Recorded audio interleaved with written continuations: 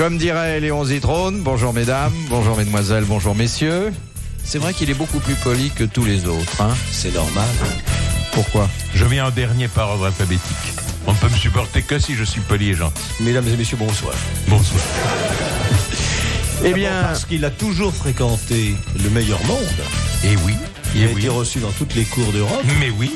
Il a plusieurs licences. alors vous savez déjà au moins le nom de deux des grosses têtes d'aujourd'hui. Il y a évidemment, et pour une fois on mettra le Z en tête de l'alphabet, Léon Zitrone.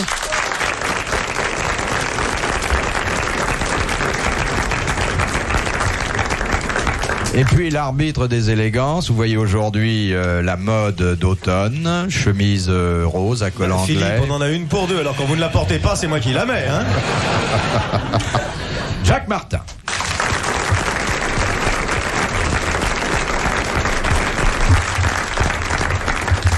Je remarque avec beaucoup de chagrin que M. Dutour n'a pas s'applaudi. J'aimerais qu'il le fasse. Oui.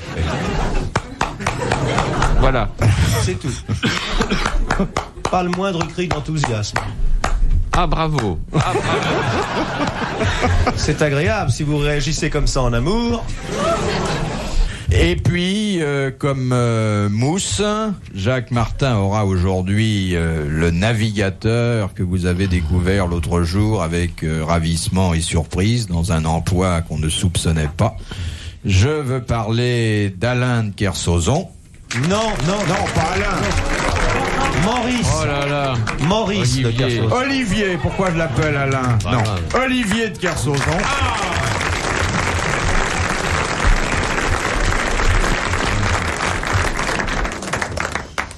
Et puis pour compléter cette affiche que la plupart des directeurs de théâtre pourraient nous envier et qu'aucun d'eux ne pourrait réunir, notre maître à tous, Jean Dutour.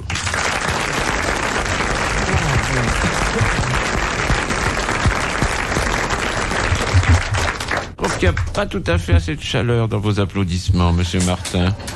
Non, là, vous m'avez un peu peiné, voyez-vous. Je n'ai pas manifesté mon Non, enthousiasme. pas assez. Gentiment, je ne dis pas, mais enfin, il n'y avait pas ce rien de chaleur qui m'en aurait donné. Bon, vous avez fini. Non, vous comprenez, parce Vos que... coquetteries de vieilles actrices au chômage. Non, c'est pas une question de coquetterie de vieille actrice, c'est une question de cœur, monsieur Bouvard, mais ça, vous ne pouvez pas comprendre. Est-ce toi, cher Dutour, au jour 3 fois heureux? Est-ce toi, assis parmi nous? Ah, puisque je retrouve un ami si fidèle, ma fortune va prendre une face nouvelle. Et quoi de Kersauzon, on est tout ébahi. Dutour est là, parmi nous, assis. Il est tout ébahi, Kersauzon, je le crois. Eh oui, monsieur Dutour. Ébahi, c'est cela.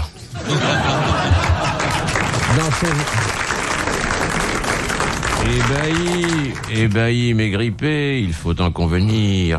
Dans ces applaudissements qui vous accueillent en fête, on dirait un pétard. Mon Dieu, dessus votre tête, on voit, oui, tout à coup, l'artifice de l'amitié, on voit toutes ces fusées rien que pour vous éclater.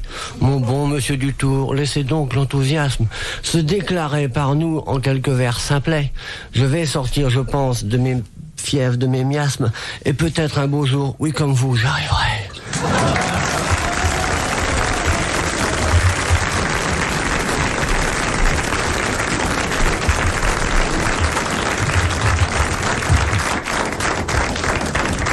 Et quoi, je vois pâlir le bon ami Zitrone. N'allons-nous point en quelques quatrains vanter sa faconde? Zitrone est à peine né, déjà dans le berceau, tout le monde se penche sur lui, et l'étonnement vient naître. Ce n'est pas un bébé? Ses parents ont-ils déjà la télé? En voyant ce visage dans le fond du berceau, tout le monde autour d'eux s'étonne. Zitrone, c'est un nouveau. Et les pas de l'enfance le mènent vers la gloire. Il traîne derrière lui déception et espoir. Il écrase tout le monde, les ennemis, les vainqueurs. Il arrive, Zitrone, au sommet, quel bonheur. Alors, on le voit dans les grands événements, racontant tour à tour défilé de régiments, 140e Héry avec son colonel, le 238e, et puis les dames en tête. On voit aussi passer l'élève polytechnique. Et Zitrone continue, ainsi, académique. Dutour dans un coin dans la foule perdue regarde, bien jaloux, cet homme.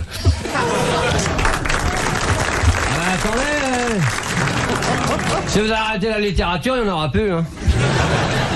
C'est une littérature fiévreuse. Ah, monsieur le Kersozon, devant cette odelette, je vous l'avoue... Comme une tartelette. Ah, s'il me prend mes rimes, il va bientôt me faire commettre un crime. Allons-nous oublier Bouvard? Bouvard, c'est un enfant charmant. Bouvard, un rêve pour les parents. Bouvard, l'espoir des mamans. Bouvard, un rêve de tous les temps. Elle chantait bien, la mère d'Edith Piaf, hein? Et la Pierrine, Première citation. Bouvard est très petit, mais c'est une grande âme. Bouvard est très petit, mais il plaît fort aux dames. On le voit s'engrandir en s'approchant des femmes.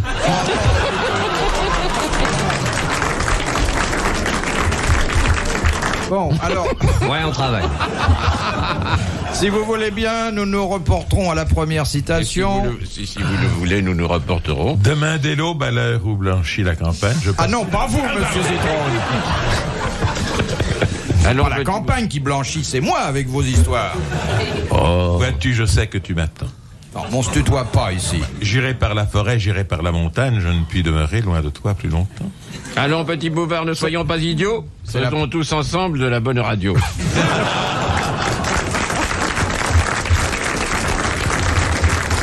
Vous disiez donc. Et quoi, Bouvard, inondé de cadeaux? N'allez-vous point nous faire goûter tout ce qu'il y a de beau, de bon, et tous ces chocolats que vous gardez pour vous? Et tout ce que vous cachez sur vos petits genoux? Oh, crotte. Crotte en chocolat. Alors, monsieur Morand de Bergerac. Mesdames et messieurs, bonsoir. Allez, on y va, oui ou non? Oh. Mais on va où? On n'est pas bien où on est? Alors écoutez, pendant 10 minutes je peux pas parler, puis après faudrait que j'y aille tout de suite. Ah oui, allez-y. Allez-y, au lieu de faire... Voilà Bouvard qui se fâche alors que l'espoir renaît. Mais du tour puis de science saura en un instant faire perdre à tous ces gens un billet de 500 francs.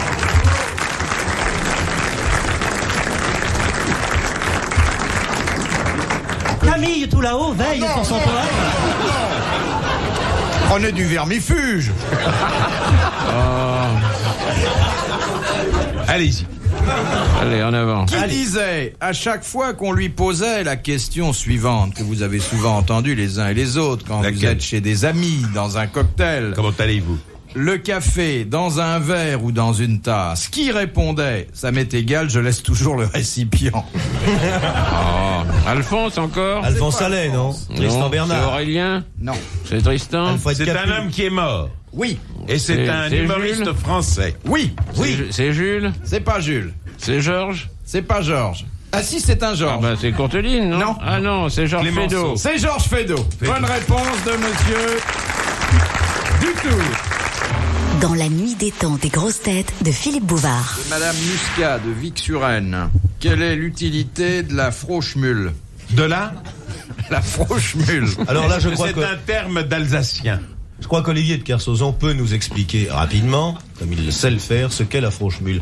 Disons, si vous voulez, pour être plus simple, auprès des personnes qui ne sont pas initiées, que la froche-mule est une sorte de balancière À trois branches, à trois branches. à rétention hyperdynamique. C'est cela. Afin de rétropédalage, enfin on freine par rétropédalage, mais bah- l'hiver ça ne marche pas toujours. Pas du tout. La Franche-Mule se trouve dans les régions des Basses-Pyrénées. Elle est apparue là-bas dès le XIe siècle, amenée par les moines de Saint-Pithiviers, qui, dans leur exil, ont été conduits à la conserver en l'abbaye de Saint-Clair. La Franche-Mule se reconnaît aisément à cause de sa taille, qui est assez conséquente, de sa forme, qui n'est pas inexistante, et en plus du regard que posent sur elle les jeunes filles. Et vous avez différentes sortes de froche-mules, celles que nous avons en France, c'est-à-dire que l'Europe lui réclame. Et il y en a une autre dans le Bas-Liban, au pied des monts à Jacquard, gardée par deux frères ésotériques du mont Saint-Denis, qui sont tous les deux là-bas, actuellement isolés et cernés par les troupes. Mais je peux vous dire que dans ce petit monastère néo-byzantin du 21e revu par les pétroliers, la froche-mule qui est là-bas est beaucoup plus petite que celle que nous avons en France.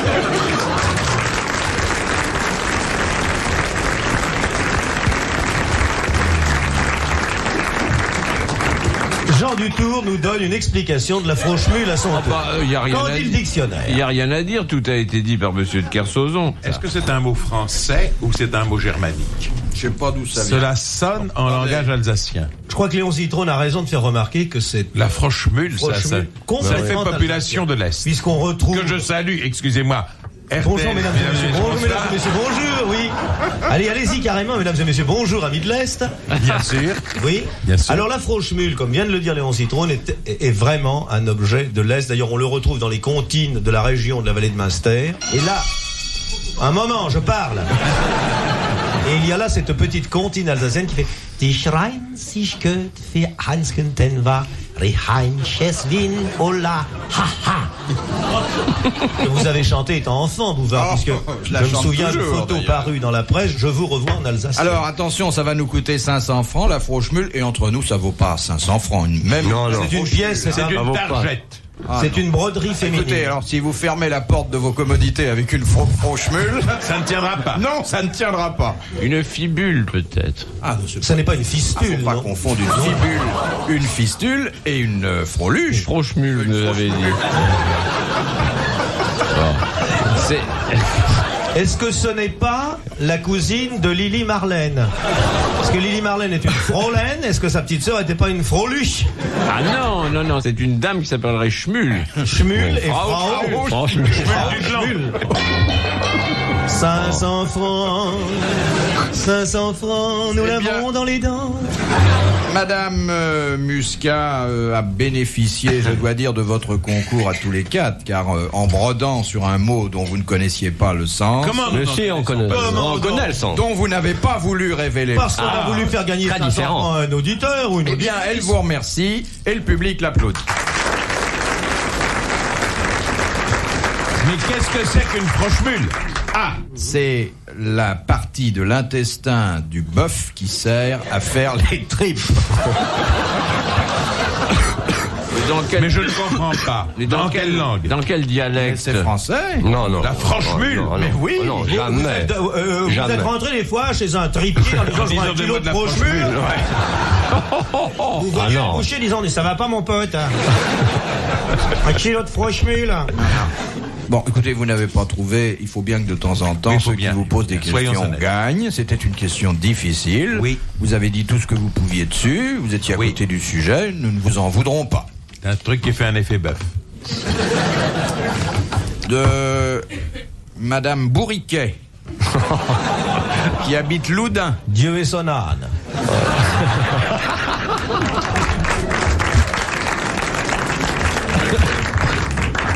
Quelles caractéristiques l'embryon humain présente-t-il jusqu'au 50e jour de la grossesse? Une petite queue?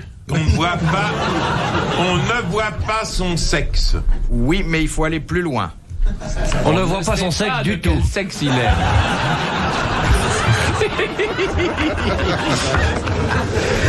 L'échographie ne peut donner de résultat qu'après le 50e jour.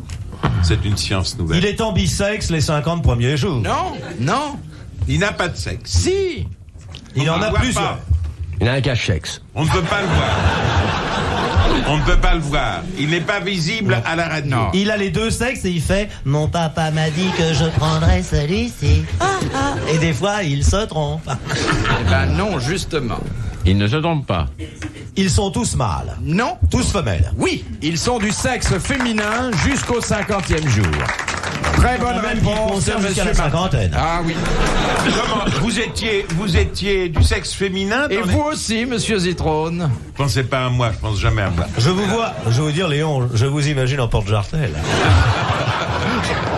Quelle allure! Porte-jartel noir, évidemment, hein, Philippe. Mesdames et messieurs, bonjour. Et des barésies, naturellement. Et peut-être le costume de Mickey qu'on pourra le... Je crois qu'il s'impose. Ah oui. Oui. Vous avez été, les 50 premiers jours de votre existence, une ravissante petite fille. Et vous aussi. Mais oui, Léone.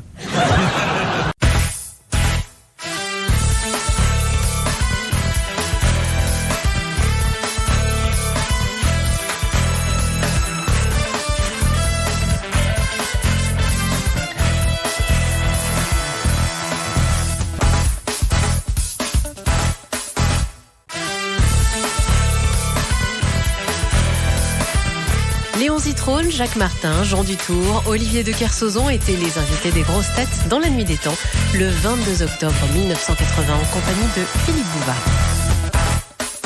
De Madame Lebert, d'Antony. Oui. Qu'en dit-on d'une religieuse qu'elle est pinzoche? Quelle est Pinzoche? Comment ça s'écrit, ça, Pinzoche? Pinzoche.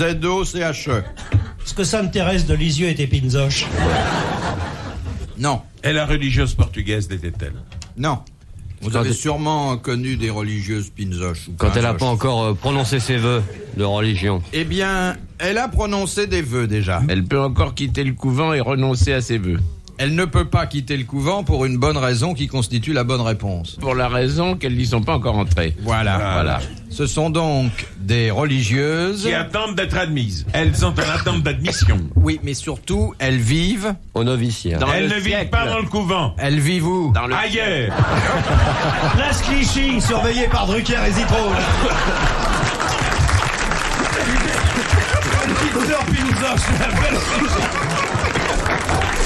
on est des pinzoches à Drucker à Zitrone.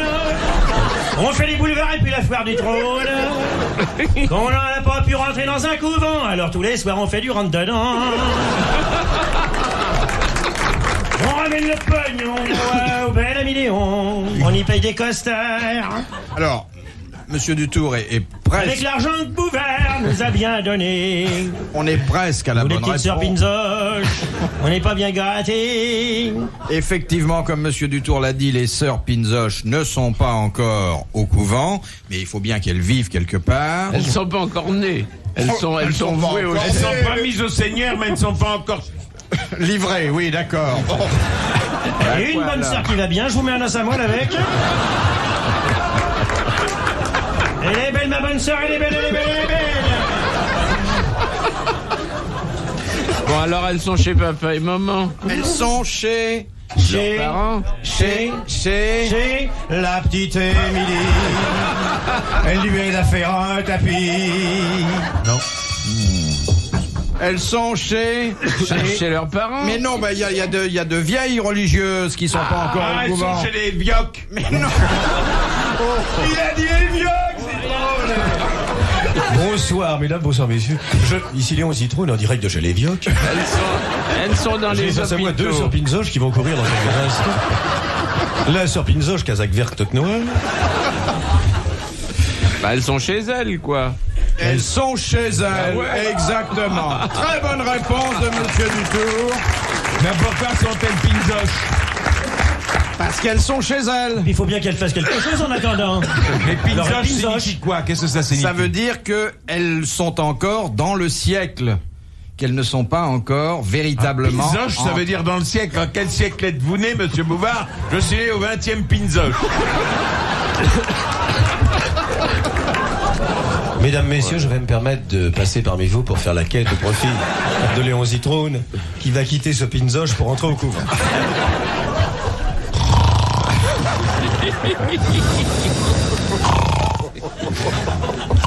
C'est passionnant ce que vous dites. Ça, hein. c'est la métro Goldwyn Mayer. Oui. Faites-nous le lion, Monsieur Zitrone. Mais c'est qui mordrait ce con là? Est-ce que vous savez remuer les oreilles, monsieur Martin? Les oreilles, je peux pas. Mais si vous avez- Regardez. si vous avez... Prenez-en de la graine. Bon, vous aurez les deux. Ah, comment vous faites, Monsieur Zitrone? Je m'exerce, monsieur, depuis longtemps. Faites Depuis voir. que j'ai quitté l'état de Pinzoche. Faites voir, faites Remuez les voir. oreilles. Du tour, tenez-le par les pieds, il décolle. Je vous ferai ça un jour dans votre émission. Mesdames et messieurs, bonsoir. Comprenez chez eux pourquoi il n'y a pas besoin de ventilateur? Jamais une mouche sur les tartes. Jamais. Oh Léon, remuez voir un peu les oreilles. Eh bien, Comment ça messieurs, bravo, vous avez été brillants, disert, mélomane et drôle. La petite Émilie se joint à moi pour vous remercier. À la prochaine fois. Retrouvez les grosses têtes dans la nuit des temps sur RTL.fr.